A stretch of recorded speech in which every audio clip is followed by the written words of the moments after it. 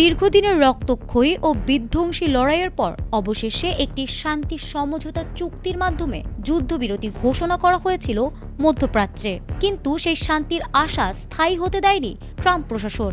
সব ধরনের আন্তর্জাতিক আইন ও শান্তি চুক্তি লঙ্ঘন করে ইরানের সদ্য প্রয়াত নেতা আয়াতুল্লাহ আলী খামেনির জানাজার দিনেই আকস্মিক ও বড় ধরনের হামলা শুরু করে মার্কিন বাহিনী। তবে মার্কিন এই চরম উস্কানি ও বিশ্বাসঘাতকতার মুখেও ইরান যে চুপ করে বসে থাকার পাত্র নয় তা তারা হাড়ে মজ্জায় বুঝিয়ে দিয়েছে। কথায় আছে, চোরের 10 দিন তো গেরস্থের 1 দিন। এবার পাল্টা আঘাত দিয়ে ট্রাম্প প্রশাসনকে চরম নাকানি চুবানি ও নাজেহাল করে ছেড়েছে তেহরান। এর আগে রক্তক্ষয়ী সংঘাতের জেরে ইরানের একাধিক বাঘা বাঘা শীর্ষ সামরিক ও রাজনৈতিক নেতা নিহত হন।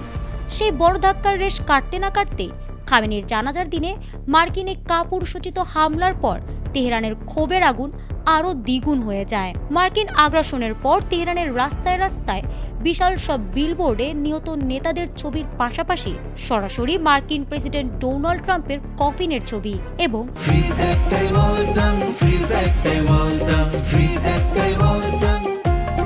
ট্রাম্প পরিবারকে লক্ষ্য করে রক্তের বদলে রক্ত ও আমরা ট্রাম্পকে হত্যা করব লিখে স্পষ্ট ভাষায় চূড়ান্ত প্রতিশোধের বার্তা টানিয়ে দেওয়া হয়েছিল।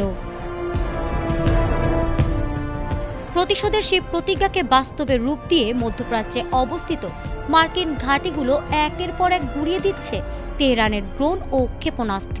কুয়েত ও জর্ডানের অত্যন্ত গুরুত্বপূর্ণ মার্কিন সামরিক ঘাঁটিতে একযোগে বড় ধরনের হামলা চালিয়েছে ইরানি সশস্ত্র বাহিনী।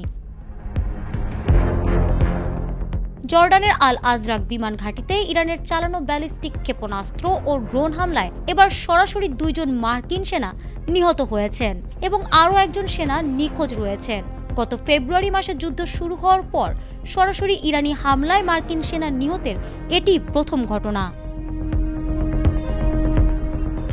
একই সাথে কুয়েতের ক্যাম্প আল আদিরি ঘাঁটিতে অবস্থিত মার্কিন বাহিনীর প্রধান গোলাবারুদের ডিপো লক্ষ্য করে আত্মঘাতী ড্রোন হামলা চালানো হয়।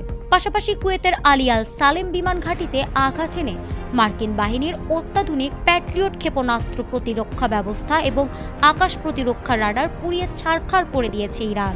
পাকিস্তানের মধ্যস্থতায় হওয়া শান্তির সমঝোতা ভেঙে মার্কিন বাহিনী হামলা চালানোয় ইরান এবার পাল্টা হামলায় মার্কিন অহংকার একেবারে ধুলোয় মিশিয়ে দিচ্ছে। ফারহানা হক, ATN বাংলা।